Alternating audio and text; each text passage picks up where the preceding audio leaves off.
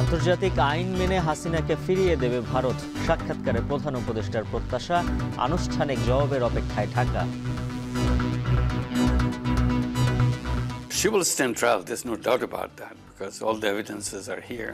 If legally they are required to send her to Bangladesh, I think it's international law will guide that. Cyber অপরাধ চক্রের লোভনীয় প্রতারণার ফাঁদে নিঃস্ব অনেকেই। আইন শৃঙ্খলা বাহিনীর দক্ষতার অভাবে সুরাহা হচ্ছে না বেশিরভাগ মামলা।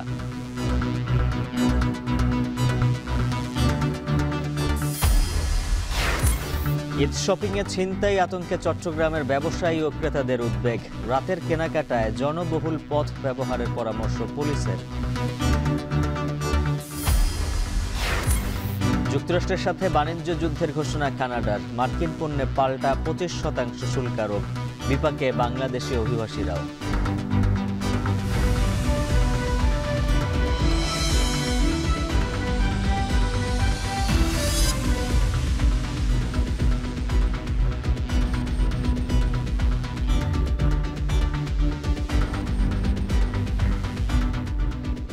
স্বাগত। এখন বাণিজ্যে পুরো আয়োজনের সঙ্গে আছে আমি উজ্জ্বল হাফিজ। মানবতা বিরোধী অপরাধের জন্য শেখ হাসিনাকে বিচারের কাঠগড়ায় দাঁড়াতেই হবে বলে দৃঢ় প্রত্যয় জানিয়েছেন ডক্টর মোহাম্মদ ইউনূস। স্কাই নিউজকে দেওয়া সাক্ষাৎকারে অন্তর্বর্তী সরকার প্রধান আশা করেন, আন্তর্জাতিক আইন মেনে হাসিনাকে বিচারের জন্য বাংলাদেশে ফেরত পাঠাবে ভারত। এজন্য দেশটির আনুষ্ঠানিক জবাবের অপেক্ষায় আছে ঢাকা। এছাড়া সাক্ষাৎকারে কথা বলেছেন আয়নাঘর, টিউলিপ সিদ্দিক, জুলাই আন্দোলনে হতাহতদের ন্যায় বিচার, রোহিঙ্গা সংকট সহ নানা ইস্যুতে। আরও জানাচ্ছেন নুসরাত কামাল। 6 মাস আগে জনতার রোষে ক্ষমতাচ্যুত হন সাবেক প্রধানমন্ত্রী শেখ হাসিনা। ভিন্ন মতের কারণে নির্যাতন, গুম, খুন, আয়নাঘর খ্যাত গোপন বন্দিশালায় বিনা বিচারে আটকে রাখা এবং জুলাই অগস্টের আন্দোলনে গণহত্যা সহ নানা অভিযোগ রয়েছে তার বিরুদ্ধে। আন্তর্জাতিক অপরাধ ট্রাইব্যুনালও তার নামে গ্রেপ্তারি পরোয়ানা জারি করেছেন। অন্তর্বর্তী সরকারের প্রধান উপদেষ্টা ডক্টর মোহাম্মদ ইউনূস এবার এক সাক্ষাৎকারে জানালেন, মানবতা বিরোধী অপরাধের জন্য সপরিবারে শেখ হাসিনা এবং তার সহযোগীদের অবশ্যই বিচারের কাঠগড়ায় দাঁড়াতে হবে। বিরোধী মত দমনে শেখ হাসিনা তার অনুগত ও প্রশাসনের লোকদের ব্যবহার করেছেন বললেও উল্লেখ করেন প্রধান উপদেষ্টা। Horror stories are usually entertaining things for people. So this is real thing, and one person and her whole administration dedicated to that, doing that every day. I don't think history ever had that kind of person. You hear about oppressive leaders and so on, not of the kind that Hasina stood up. ভারতে অবস্থান করা শেখ হাসিনাকে ফেরত চেয়ে ইতোমধ্যে আনুষ্ঠানিক অনুরোধ জানিয়েছে ঢাকা, তবে দেশটি এখনও এ নিয়ে কিছু জানায়নি। সাক্ষাৎকারে ডক্টর ইউনূস আশা করেন, আন্তর্জাতিক আইন মেনে হাসিনাকে ফেরত দেবে Bharat. She will stand trial, there's no doubt about that, because all the evidences are here. But she's not physically present in Bangladesh. So the question is, can we make her present in Bangladesh? That depends on India and also international law guiding all this system, how it works. So we'll be already asked India to hand over Hasina to Bangladesh to face the trial.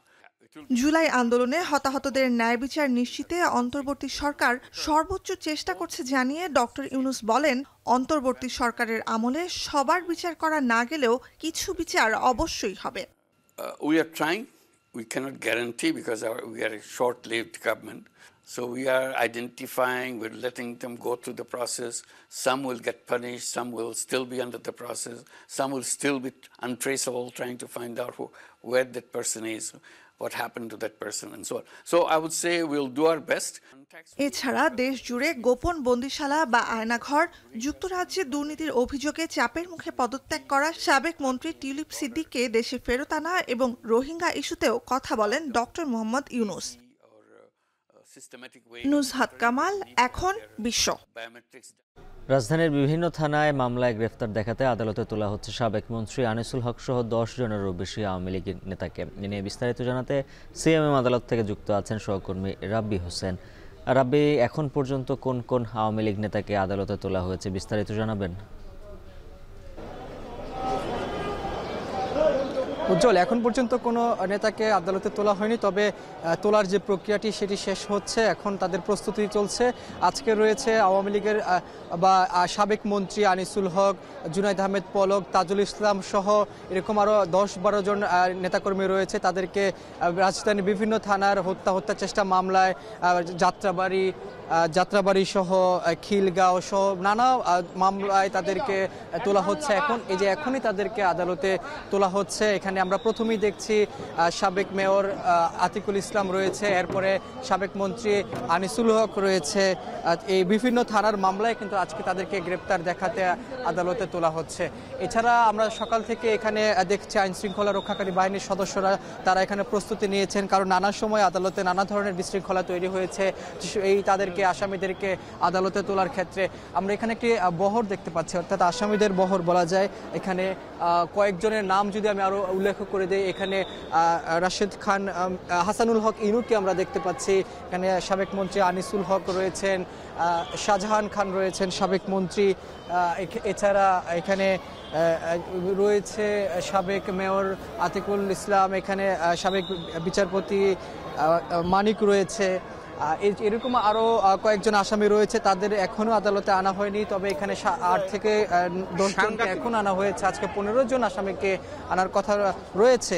এখানে রয়েছে এই সাবেক MP, আরো কয়েকজন রয়েছে মন্ত্রী, অর্থাৎ তাদেরকে বিভিন্ন থানার আজকে মামলায় হত্যা চেষ্টা মামলায় তাদেরকে গ্রেপ্তার, রিমান্ডও চাওয়া হতে পারে।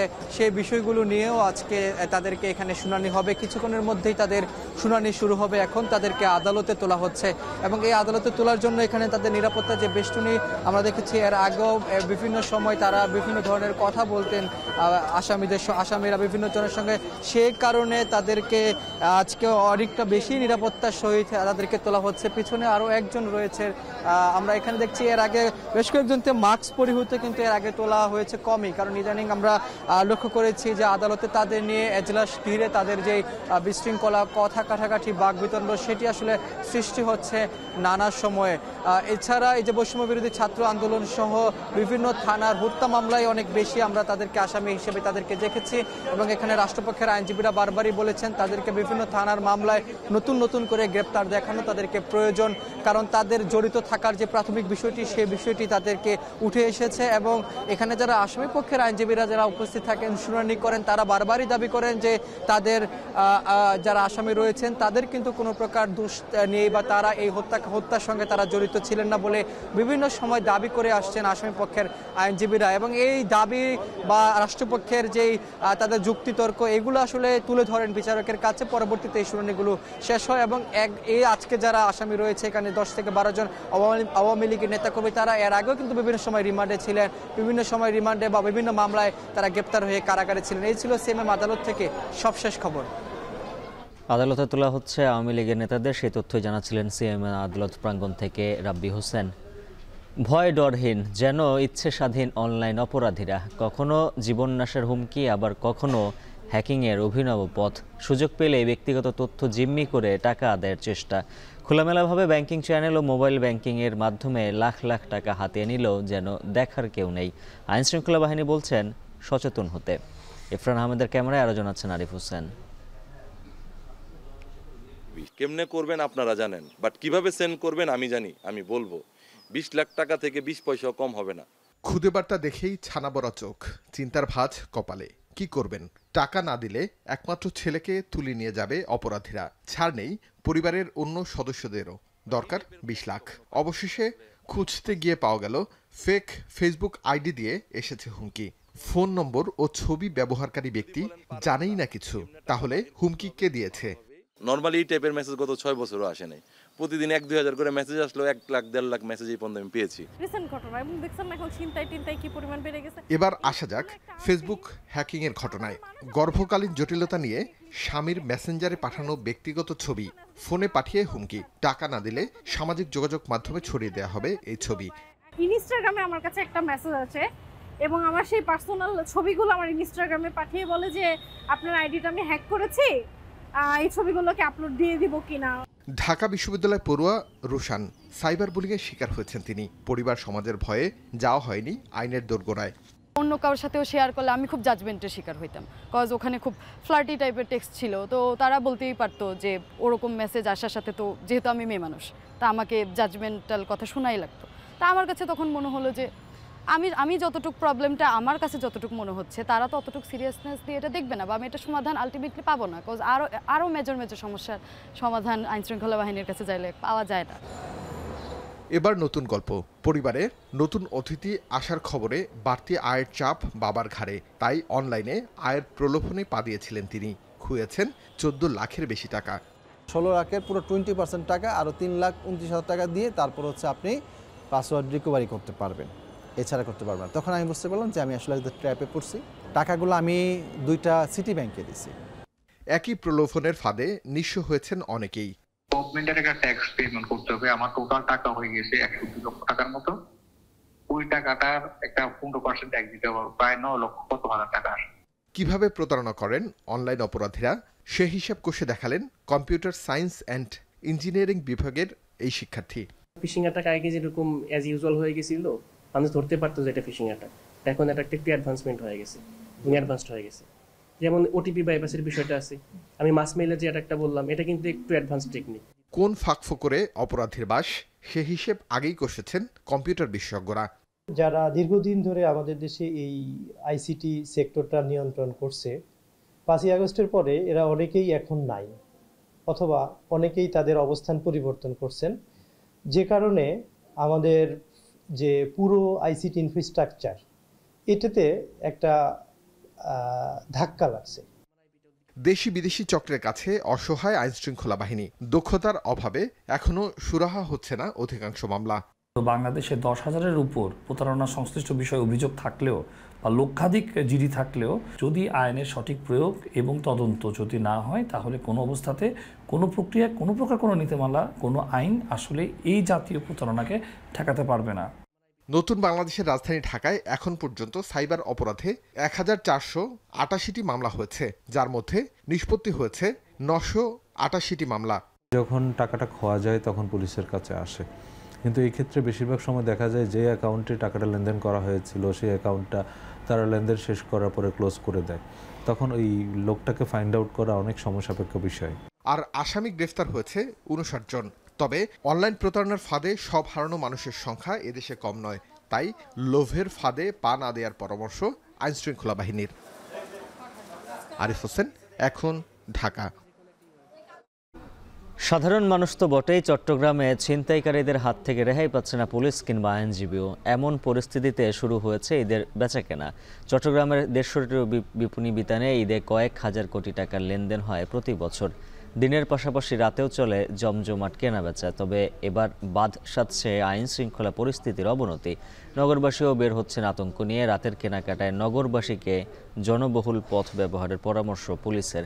ফয়সাল করিমের প্রতিবেদন। পুলিশের উপর চড়াও বেশ কয়েকজন আক্রমণাত্মক যুবক। একে একে কেড়ে নেওয়া হয় মোবাইল, মানিব্যাগ, চলে মারধর ও গালিগালাজ। পুলিশ পরিচয় দিয়েও এমন ন্যাক্কারজনক ঘটনা থেকে রেহাই পাননি চট্টগ্রামের পতেঙ্গা থানার এসআই ইউসুফ আলী।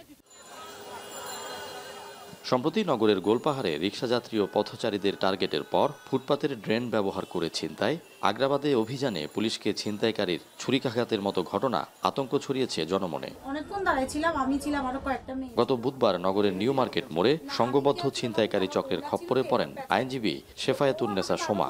চোখের নিমিষেই তার গলার চেইন টান দিয়ে বাস থেকে পালিয়ে যায় ছিনতাইকারী, যেখানে অংশ নেয় বাসে থাকা আরও 7-8 জন। আমার যে জায়গায় চিন্তা হয়েছে ওই জায়গায় সিসিটিভি ফুটেজ নষ্ট, তার মানে ওই জায়গায় থেকে তারা চিন্তাই করে, তারা জানে। তাহলে এই থানা কর্তৃপক্ষ কি জানে না ওই জায়গায় সিসি ফুটেজটা নষ্ট? আমি কার কাছে নিরাপত্তা চাইবো? যার কাছে নিরাপত্তা চাইবো সেদিন নিজেই নিরাপদ নয়। এমন বাস্তবতায় ঈদ শপিং ও রোজায় বেচা বিক্রিকে ঘিরে উদ্বেগ দানা বেঁধেছে ব্যবসায়ী ও সাধারণের মনে। নগরে 1.5 শতাধিক মার্কেটের অন্তত 3 লাখের মতো দোকানে সকাল থেকে গভীর রাত পর্যন্ত চলে বেচা কেনা। দিনের চাইতেও রাতে বিক্রি হয় বেশি। সব মিলিয়ে রোজায় কয়েক হাজার কোটি টাকার লেনদেন হয়। তবে এবার নিরাপত্তা ভীতি কাজ করছে ব্যবসায়ীদের মনে। শপিং করতে আসছি, কিন্তু আমি যে বাসায় যাব, সেফলি বাসায় যেতে পারবো সেটার কোনো আসলে গ্যারান্টি নেই। বাসে নিরাপদ না, গাড়িতে নিরাপদ না, রাস্তায় নিরাপদ না, যে কোনো জায়গায় ছিনতাইকারীরা আমাদের কি করছে, আক্রমণ করতেছে। যেন বখাটে ছেলেদের উৎপাত না হয়, এটার জন্য আমরা পুলিশ কমিশনার মহোদয় ওখানে বৈঠক হয়েছে আমাদের। রোজায় হকার বা ফুটপাত কেন্দ্রিক ব্যবসা ঘিরে সক্রিয় থাকে অপরাধীরা, তাই ভাসমান হকারদের মার্কেটের নিরাপত্তার জন্য হুমকি মনে করছেন অনেকে। তবে নগরের আগ্রাবাদে ঈদের আগে চালু হওয়া নাইট মার্কেটের পাইলট প্রকল্প নতুন সমাধানের পথ দেখাচ্ছে। এখানে হকারদের শৃঙ্খলায় আনার পাশাপাশি নিশ্চিত করা হয়েছে পর্যাপ্ত নিরাপত্তা ব্যবস্থা। সরকার তার ম্যানেজমেন্টের মাধ্যমে তাদেরকে পুনর্বাসন ব্যবস্থা করতেই হবে। মার্কেটগুলোর সামনে যখন হকাররা এভাবে বসে যায় তখন মার্কেট আর ঢুকার হয়ে থাকে না, মেয়েদের বা যারা কাস্টমার, এগুলো অনেক প্রবলেম সৃষ্টি হয়। পরীক্ষামূলকভাবে এই আগ্রাবাদ থেকে আমরা শুরু করলাম। এটা যদি সাকসেসফুলি সবাই গ্রহণ করে তাহলে আমরা এটা চট্টগ্রামের সব জায়গায় এটাকে ইমপ্লিমেন্ট করতে চেষ্টা করব। রোজার আগে নগরের বিভিন্ন মার্কেট কিংবা শপিং সেন্টার তাদের নিজস্ব নিরাপত্তা নিশ্চিত করেছে দাবি করলেও শঙ্কা রয়েছে মূলত মার্কেটের আশপাশের এমন অন্ধকার সড়ক, নিস্তব্ধ অলিগলি, ফুটপাতের ভাসমান দোকান, নয়তো বিভিন্ন গুরুত্বপূর্ণ মোড়কে ঘিরে। কারণ সম্প্রতি চট্টগ্রামের নিউ মার্কেট সহ বেশ কয়েকটি গুরুত্বপূর্ণ মোড়ে দিনে দুপুরে ঘটেছে ছিনতাইয়ের মতো ঘটনা। অহরহ ঘটছে মোবাইল চুরি নয়তো পকেট মারের মতো অপরাধও, যেটি প্রমাণ করছে বর্তমান নাজুক আইন শৃঙ্খলা পরিস্থিতির সুযোগে নগরী জুড়ে রোজার ঈদকে ঘিরে বেশ তৎপর অপরাধী চক্র। পুলিশ বলছে রমজানে অপরাধীদের তৎপরতা ঠেকাতে বাড়ানো হয়েছে টহল, নিশ্চিত করা হয়েছে মার্কেট কেন্দ্রিক নিরাপত্তা। এছাড়া নিয়মিত অভিযানে গত এক মাসে আটকও হয়েছে শতাধিক। 24 আওয়ার্স আমাদের পুলিশ ডেপ্লয়মেন্ট আছে এবং আমরা ক্রাইমে এবং ট্রাফিকে বোথ সাইডে কিন্তু রিইনফোর্স করেছি ফোর্সগুলো। রেগুলার যে ডেপ্লয়মেন্ট তার থেকে বেশি। এছাড়া কিন্তু আমাদের সাথে অন্যান্য বাহিনী যখনই প্রয়োজন হচ্ছে ওনারাও কিন্তু আমাদেরকে সাপোর্ট দিচ্ছেন।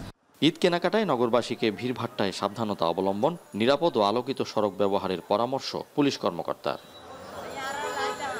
ফয়সাল করিম, এখন চট্টগ্রাম। বেশ কিছুদিন ধরে বাজারে ভোজ্য তেলের সংকট ও দামের ঊর্ধ্বগতিতে দিশেহারা ভোক্তারা। এমন অবস্থায় চট্টগ্রামে ভোজ্য তেলের দাম নির্ধারণ করে দিয়েছে বিশেষ টাস্কফোর্স। আজ থেকে তা কার্যকর হওয়ার কথা রয়েছে। নিয়ে বিস্তারিত জানাতে চট্টগ্রামের খাতুনগঞ্জ থেকে যুক্ত আছেন সহকর্মী শোয়েব রহমান। শোয়েব, জানাবেন টাস্কফোর্সের বেঁধে দেয়া দামে ভোজ্য তেল পাওয়া যাচ্ছে কিনা? উপস্থিত ছিলেন এবং সেখানে একটি দাম নির্ধারণ করে দিয়েছে, কিন্তু আজকে আমরা দেখেছি যে সেই দাম আসলে বাজারে কার্যকর হয়নি।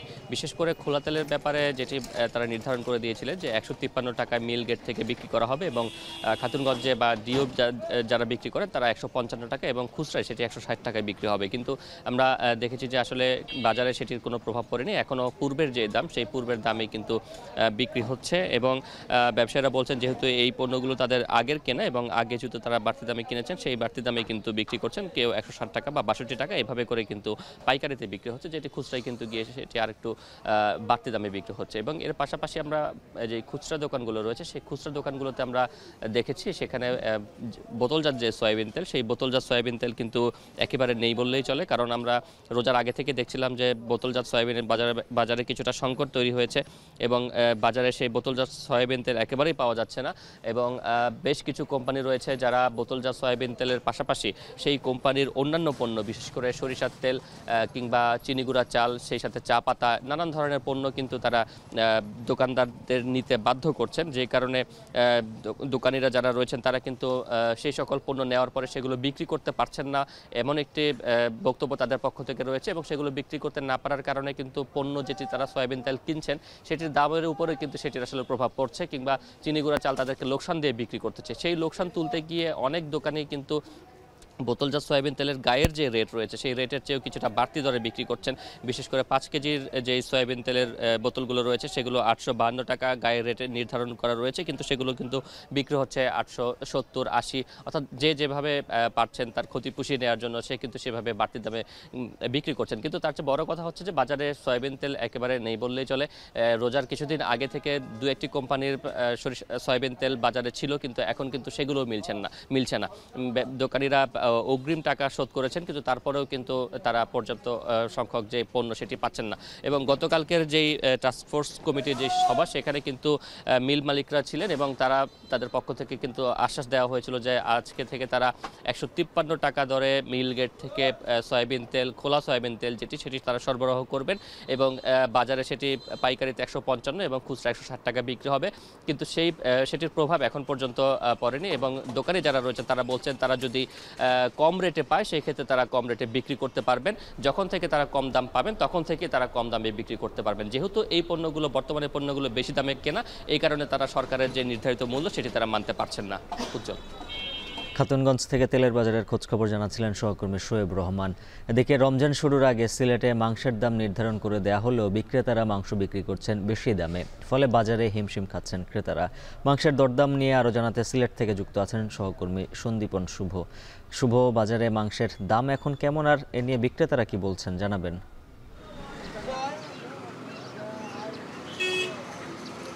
উজ্জ্বল, প্রথমে আমি একটি স্বস্তির খবর জানাতে চাই।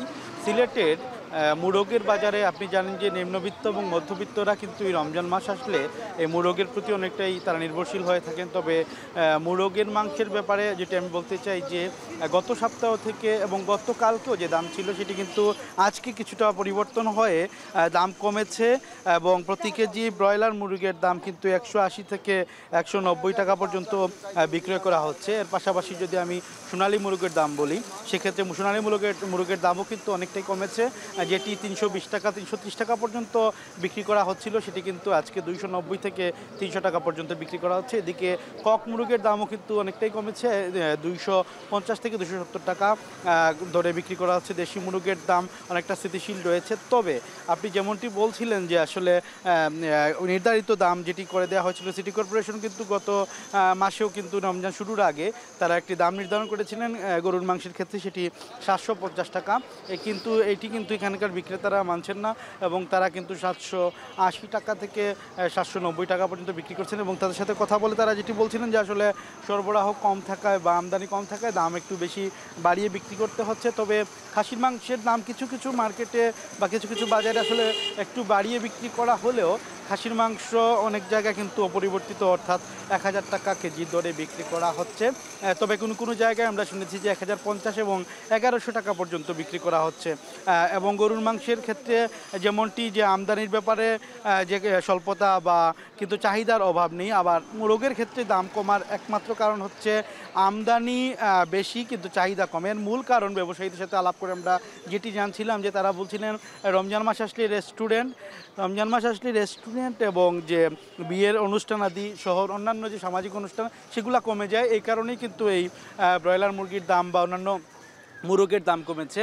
তো উজ্জ্বল, এই ছিল সিলেটের মুরগ এবং মাংসের বাজার থেকে সর্বশেষ। সন্দীপন শুভ জানাচ্ছিলেন সিলেট থেকে মাংসের বাজারের খবর। ঈদকে সামনে রেখে প্রস্তুত রাজধানীর প্রসাধনীর বাজার। দোকান সাজিয়ে ক্রেতার অপেক্ষায় সময় গুনছেন ব্যবসায়ীরা। বিক্রেতারা বলছেন মধ্য রমজানের পর জমতে শুরু করবে প্রসাধনীর বেচা বিক্রি। ঈদকে কেন্দ্র করে ক্রেতা আকর্ষণে প্রসাধনী কোম্পানিগুলো দিচ্ছে মূল্যছাড়। বিস্তারিত প্রতিবেদনে। ফ্যাশন সচেতন নারী পুরুষদের সৌন্দর্যের মুগ্ধতা ধরে রাখতে প্রসাধনী ব্যবহার এখন হালের ফ্যাশন। আর উৎসব অনুষ্ঠানে এসবের চাহিদা বাড়ায় পসরা সাজিয়ে প্রস্তুত থাকেন প্রসাধনী ব্যবসায়ীরাও। রমজানের শুরুতেই রাজধানীর কয়েকটি মার্কেট ঘুরে দেখা গেছে ঈদ উপলক্ষে দোকান সাজিয়ে প্রস্তুতি নিচ্ছেন ব্যবসায়ীরা। ঈদে প্রসাধনী সামগ্রীর মধ্যে পুরুষদের প্রাধান্য face wash, body spray, body lotion, shower gel, after shave সহ বেশ কিছু পণ্য। কসমেটিক্স এগুলো ছেলেদের এগুলো আমরা কিনবো 20-25 বছর পরে। আমরা দোকানদার ব্যবসায়ী তো এখন সময় পাবো না, বাচ্চাদেরও কিনবো। আজকে বন্ধের দিন ছুটি পাইছি, পারফিউম কিনবো, দেন হচ্ছে আতর কিনবো। ঈদ উপলক্ষে দেখা গেছে যে আপনার যে বডি স্প্রে, পারফিউম, তারপর আফটার শেভার, শাওয়ার জেল, তারপর দেখা গেছে যে আপনার হেয়ার জেল, ফেশিয়াল স্ক্রাব, এগুলো একটু বেশিরভাগ চলে। তবে উৎসব ঘিরে নারীদের সব ধরনের প্রসাধনী সামগ্রীর চাহিদা রয়েছে। কালার কসমেটিক্সের মধ্যে foundation, blush, highlighter, eyeliner, mascara, lipstick সহ পোশাকের রঙে মিলিয়ে বিভিন্ন প্রসাধনী ব্যবহারে প্রাধান্য রয়েছে। তবে অন্যান্য কেনাকাটা শেষে মধ্য রমজানের পর প্রসাধনী কেনাকাটা শুরু করবেন বলে জানিয়েছেন ক্রেতারা। এগুলা একদম ঈদ আসার এক মুহূর্তে কিনা হবে, এখন পর্যন্ত কিছু প্রয়োজন মনে হয় না কেনার জন্য। কসমেটিক্সের মধ্যে কনসিলার, ফাউন্ডেশন আছে, তারপর জুয়েলারি আছে, বিভিন্ন জিনিস, এগুলোই কিনা হবে। বিক্রেতারা দোকান সাজিয়ে অপেক্ষায় রয়েছে ক্রেতা সমাগমের। তাদের দাবি অন্য বছরে রমজানের শুরুতে ঈদের টুকিটাকি কেনাকাটা শুরু হলেও এবছরের চিত্র ভিন্ন। এবার তো অনেকটা ঠান্ডা, মানে কাস্টমার নাই। দেখা যাচ্ছে যে আমরা সকালে আসতেছি কোনো রকম আর কি বিসমিল্লাহ করে চলে যাই। ঈদ পণ্য এখনো লাগেনি, আমাদের লাগতে আরো 20 বছর পর। অনেক বিক্রেতাই বলছেন মধ্য রমজানের পর জমতে পারে প্রসাধনী সামগ্রী বেচা বিক্রি। তবে ঈদ উৎসবে অনেক ব্র্যান্ড কোম্পানি দিয়ে থাকেন মূল্য ছাড়। আলহামদুলিল্লাহ প্রস্তুতি ভালো, সমস্ত কিছুই আছে, প্রোডাক্ট পার্টি পার্সের আইটেম আছে, কসমেটিক্স বলতে আপনার colour cosmetic, face powder, foundation. এ খাত নিয়ে ট্রেড অ্যান্ড ট্যারিফ কমিশনের গবেষণা তথ্য বলছে দেশে প্রায় ৩৪,০০০ কোটি টাকার প্রসাধনীর বাজার রয়েছে। শাহিনুল ইসলাম সাগর, এখন, ঢাকা। এখন বাণিজ্যে নিচ্ছে একটা বিরতি, ফিরছে একটু পর।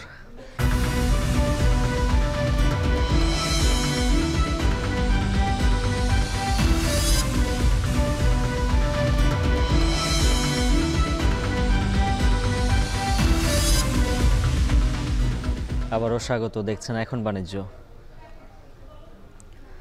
ভালো উৎপাদন হলেও বিদেশি জাতের দাপটে লোকসান গুনতে হয় দেশীয় হলুদ চাষিদের। তবে এবার উচ্চ ফলনশীল জাতের চাষ ও বাজারে ভালো দাম পাওয়ায় লাভের মুখ দেখছেন ময়মনসিংহের ফুলবাড়িয়ার চাষিরা।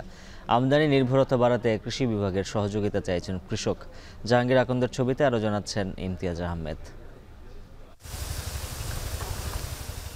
দেশের সবচেয়ে বেশি হলুদের চাষ হয় ময়মনসিংহের ফুলবাড়িয়ায়। হলুদের গ্রাম নামে পরিচিত সন্তোষপুর গ্রাম। এখানকার লালমাটির হলুদ স্বাদ, রং ও গন্ধে অনন্য, তাই চাহিদাও বেশি। আমাদের এলাকাবাসী সবারই কৃষকের চাহিদা এটাই যে বীজটা আর ব্যাপক হারে আমাদের মাঝে দেওয়া হোক। আমরা 2টা পয়সা মনে করুন যে 2 বছরের মধ্যে এই একটু দেখতে পারলাম। হলুদ খেতে হলুদ না গাইও, হলুদ নিরাইও, আবার হলুদ তুলিও। সমান আর কি করে রাখি কিছু কিছু পয়সা নেই, এই কাজ করে রাখি এই তো একটু চলে। বিগত বছরগুলোতে আমদানি হওয়ায় কমে যায় দেশি হলুদের দাম, ফলে চাষাবাদে ঘাটতির কারণে হলুদ চাষ কমিয়ে দিয়েছে কৃষকরা। মূলত মালা এবং পাটনাই জাতের হলুদের চাষ বেশি হয় এই অঞ্চলে।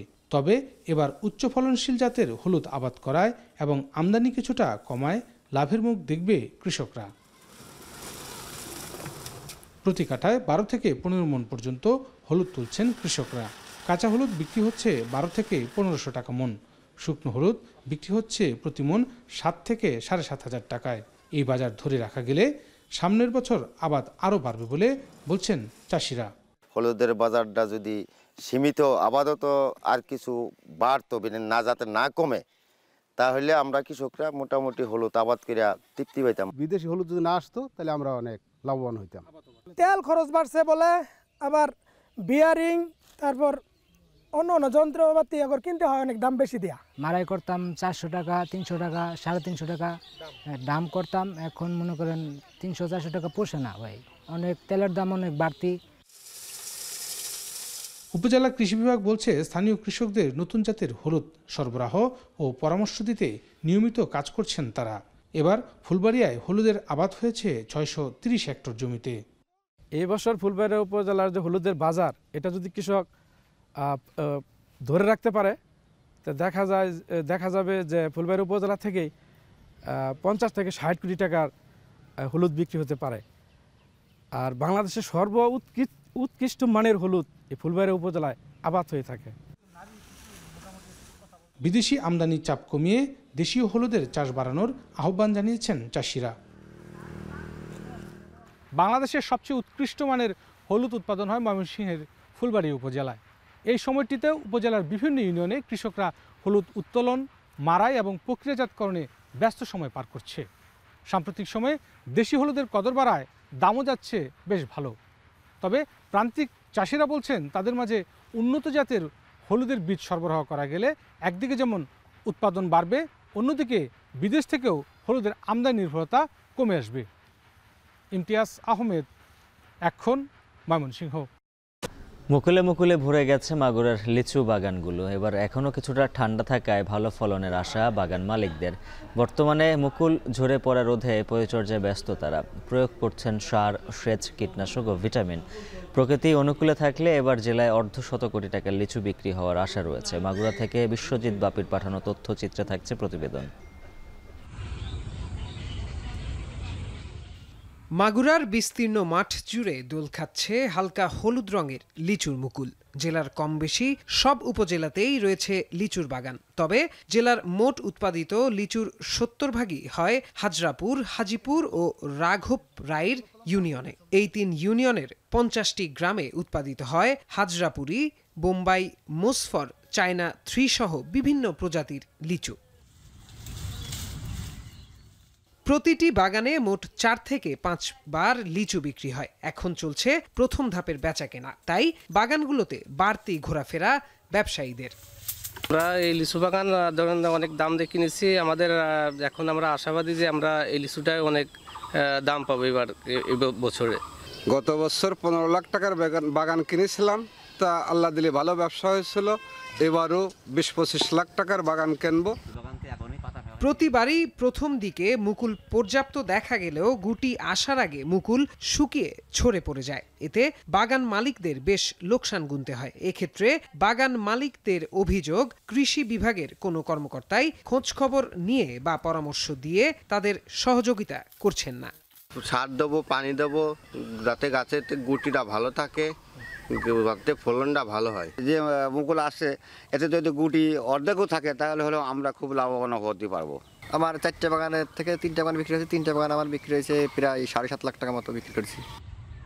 তবে স্থানীয় কৃষি সম্প্রসারণ অধিদপ্তর বলছে, কৃষকদের মাঠ পর্যায়ে প্রশিক্ষণের পাশাপাশি দেয়া হচ্ছে পরামর্শ। এই মুহূর্তে আমরা কৃষকদেরকে পরামর্শ দিচ্ছি তারা যেন নিয়মিত গাছে সেচ দেয়, যাতে কোনো রসের অভাব না হয়। আর লিচুর মুকুল এসেছে, তবে এখনো ফুল ফোটেনি, এইরকম গাছে আমরা ছত্রাকনাশক, বিশেষ করে টিল্ট প্রতি লিটার পানিতে 0.5 মিলিলিটার হিসেবে স্প্রে করার জন্য পরামর্শ দিচ্ছি। জেলায় মোট 669 হেক্টর জমিতে ছোট বড় 1850টি লিচু বাগান রয়েছে। গত বছর এ জেলা থেকে 6064 মেট্রিক টন লিচু উৎপাদন হয়েছিল। এখন মাগুরা। এখন বাণিজ্যে নিচ্ছে আরেকটা বিরতি, ফিরছে একটু পর।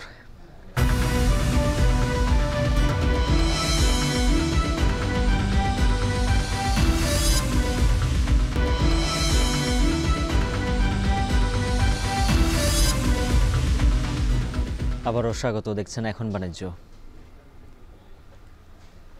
গাবতলী বেড়িবাঁধ হতে বিজিবি মার্কেট পর্যন্ত চলছে অবৈধ দখল উচ্ছেদ অভিযান। এ বিষয়ে বিস্তারিত জানাতে যুক্ত আছেন সহকর্মী তৌহিদুল তারেক। তারেক, জানাবেন অভিযান কারা পরিচালনা করছে আর কি দেখছেন সবশেষ পরিস্থিতি?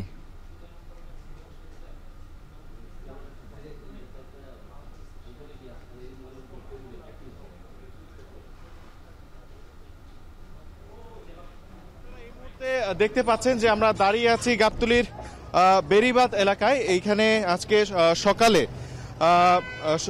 প্রশাসন এসে এখানে যে অবৈধ স্থাপনা রয়েছে, ইট, বালু, সিমেন্ট থেকে শুরু করে, দর্শক আপনারা দেখতে পাচ্ছেন যে এখানে ইটের ভাটা আছে অনেকগুলো। এই ইটের ভাটা থেকে শুরু করে বেশ অনেক বছর যাবত এখানে ইট, বালু, সিমেন্ট এবং আরো অন্যান্য অবৈধ স্থাপনা ছিল। সেই স্থাপনা আসলে উচ্ছেদের অভিযান শুরু হয়েছে বেশ কিছুক্ষণ আগে।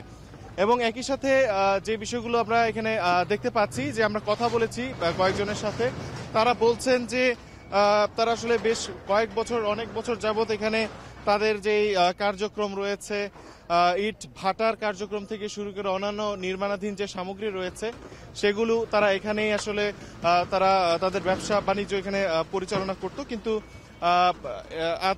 আজ সকালে আমরা জানতে পারি যে প্রশাসনের উদ্যোগে এখানে যে অবৈধ স্থাপনাগুলো রয়েছে সেই স্থাপনাগুলো উচ্ছেদের একটা পরিকল্পনা করা হয়েছে। এবং আমরা যখন কথা বলি তারা আমাদেরকে জানিয়েছেন যে এখানে বেশ অনেক বছর যাবত তারা আসলে এই উচ্ছেদ অভিযানের জন্য পরিকল্পনা করছিলেন তারা, কিন্তু এতদিন হয়ে ওঠেনি। কিন্তু আজ সর্বশেষ তারা সেই পরিকল্পনা মাফিক এখানে উপস্থিত হয়েছেন এবং যে অবৈধ স্থাপনা রয়েছেন তা আসলে উচ্ছেদ করার কার্যক্রম শুরু করেছেন। এবং এই উচ্ছেদ অভিযান পরিচালনা করছেন ঢাকা উত্তর সিটি কর্পোরেশনের যিনি প্রশাসক রয়েছেন জনাব মোহাম্মদ এজাজ। তিনি এখানে উপস্থিত রয়েছেন। তার পরিচালনায় এখানে পুলিশ এবং আর্মি সহ একটি যৌথ বাহিনীর টিমও এখানে উপস্থিত রয়েছে। এবং আমি আপনাদেরকে যদি বলতে চাই আমি এক্স্যাক্টলি কোন স্থানটিতে দাঁড়িয়ে আছি, এটি গাবতলী বেড়িবাঁধ হতে বিজিবি মার্কেট পর্যন্ত এখানে বিশাল একটি এরিয়া জুড়ে কিন্তু ইট, বালু এবং পাথর এবং আড়ত সহ অনেক ধরনের অবৈধ স্থাপনা ছিল, সেই স্থাপনাগুলো আসলে এখানে উচ্ছেদ করা হচ্ছে এবং গাবতলী বেড়িবাঁধের যেটা গাবতলী টার্মিনালের পরে অবস্থিত, এই টার্মিনালের পরে এই অবৈধ স্থাপনাগুলো। এবং আমি একটা বিষয় কি আপনাদেরকে জানিয়ে রাখতে চাই দর্শক, যে আপনারা দেখতে পাচ্ছেন যে এখানে বেশ কিছু এক্সকেভেটর সহ এবং ক্রেন, তারা 3টি এক্সকেভেটর এবং ক্রেনের সাহায্যে আসলে এই অবৈধ স্থাপনা তারা উচ্ছেদ করছে। এখানে উৎসুক জনতার ভিড় আমরা দেখতে পাচ্ছি। তবে শুরুতে যেই উচ্ছেদ অভিযান আসলে আজ সকাল 9:30টায় শুরু হওয়ার কথা থাকলেও কিছুটা বিলম্বিত হয়। এখানে প্রশাসন যখন উপস্থিত হয় তখন স্থানীয় যারা এখানে ছিলেন তারা অনেকেই এখানে আসলে এই উচ্ছেদ অভিযান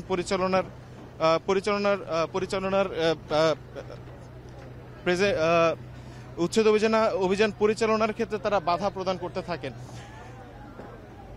আমরা জানতে পারি এরপর তারা প্রশাসন কথাবার্তা বলে এবং নানা বাধা বিপত্তি অতিক্রম করেই আসলে এই উচ্ছেদ অভিযান তারা পরিচালনা শুরু করে বেশি কিছুক্ষণ আগে।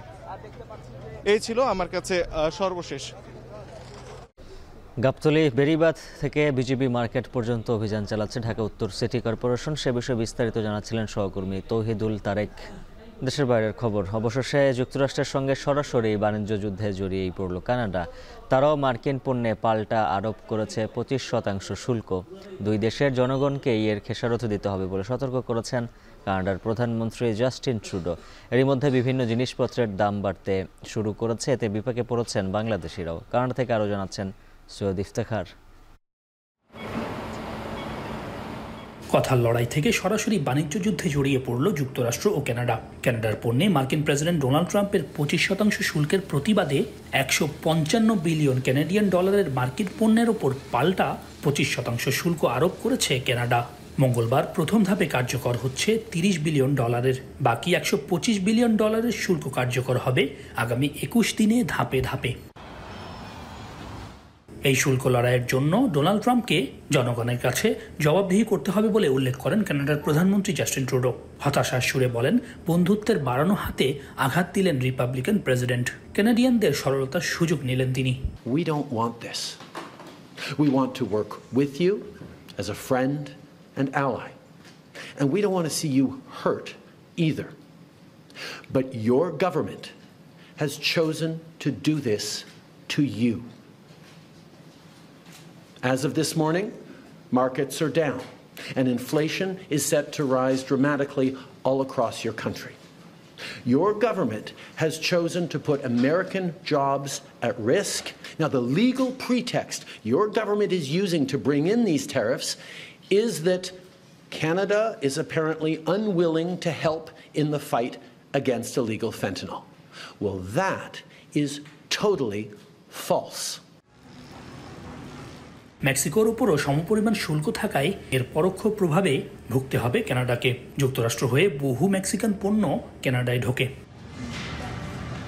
জাতিসংঘের বাণিজ্য বিষয়ক তথ্য বলছে, কানাডার বার্ষিক রফতানির 78% আর মেক্সিকোর 80% পণ্য যায় যুক্তরাষ্ট্রে। বিপরীতে যুক্তরাষ্ট্রের মোট আমদানির প্রায় 14% কানাডা ও 15% হয় মেক্সিকো থেকে। এতে যুক্তরাষ্ট্রের জন্য বিকল্প বাজার খোঁজা সহজ হলেও কানাডা ও মেক্সিকোর জন্য তা কঠিন। তাই কানাডার বাজারে দাম ইতোমধ্যে বাড়তে শুরু করেছে বিভিন্ন পণ্যের। ইতোমধ্যে জাস্টিন ট্রুডো তার বক্তব্যে স্পষ্ট করেছেন, অর্থনৈতিক ঝুঁকিতে পড়তে যাচ্ছে অটোয়া। ওয়াশিংটন থেকে আমদানি করা গাড়ি, বিভিন্ন টেক পণ্য সহ আরও বিভিন্ন ক্ষেত্রে এর প্রভাবে সমস্যায় পড়বেন জনগণ।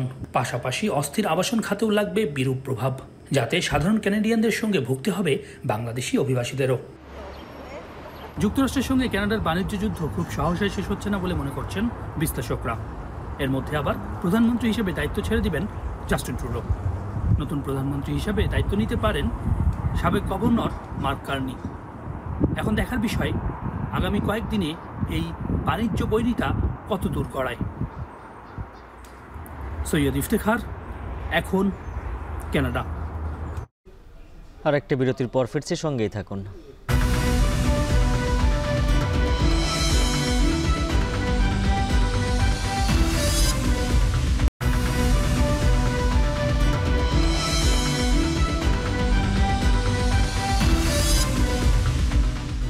আবারও স্বাগত, দেখছেন এখন বাণিজ্য। ভারতের বিপক্ষে এশিয়ান কাপ বাছাই পর্বের জন্য সেরা 23 জন নির্বাচন করা চ্যালেঞ্জিং বলে মনে করছেন বাংলাদেশ ফুটবল দলের কোচ হ্যাভিয়ার ক্যাব্রেরার মতে অনুশীলনে সবাই সেরাটা দেয়ায় বাছাই করা কঠিন হয়ে পড়েছে। অন্যদিকে নিজেদের জায়গা ধরে রাখতে অনুশীলনে পূর্ণ মনোযোগ দিতে ব্যস্ত খেলোয়াড়রাও। বাকিটা জানাচ্ছেন শরীফ রওশন। ভারতের বিপক্ষে এশিয়ান কাপ বাছাই পর্বকে সামনে রেখে দেশের মাঠে শেষ দিনের অনুশীলনেও বেশ সিরিয়াস বাংলাদেশ ফুটবল দল। দলে নিজেদের সেরা অবস্থা তৈরিতে স্প্যানিশ ফিটনেস কোচ পেওর দেখানো কৌশলগুলো বেশ মনোযোগের সঙ্গেই অনুসরণ করার চেষ্টা করছে ফুটবলাররা।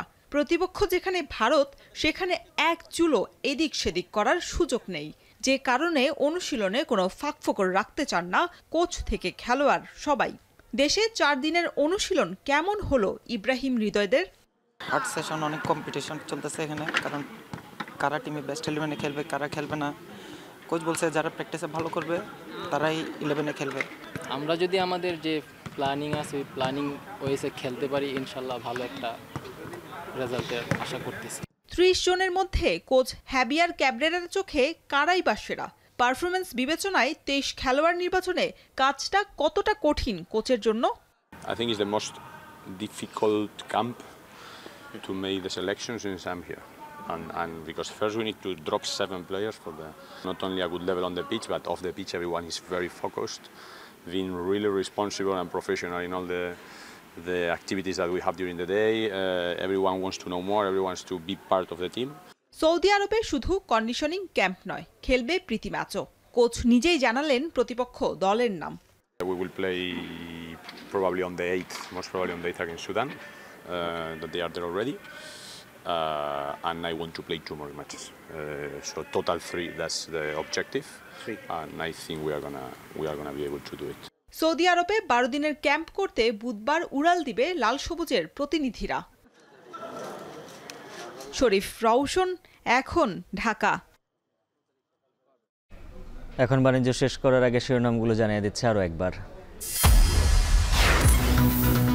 আন্তর্জাতিক আইন মেনে হাসিনাকে ফিরিয়ে দেবে ভারত, সাক্ষাৎকারে প্রধান উপদেষ্টার প্রত্যাশা। আনুষ্ঠানিক জবাবের অপেক্ষায় Dhaka. She will stand trial, there's no doubt about that, because all the evidences are here. If legally they are required to send her to Bangladesh, I think it's international law will guide that. Cyber অপরাধ চক্রের লোভনীয় প্রতারণার ফাঁদে নিঃস্ব অনেকেই।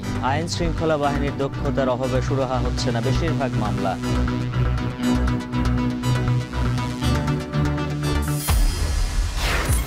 গাবতলীর বেড়িবাঁধে city কর্পোরেশনের উচ্ছেদ অভিযান, ভাঙা পড়েছে কয়েকশো স্থাপনা।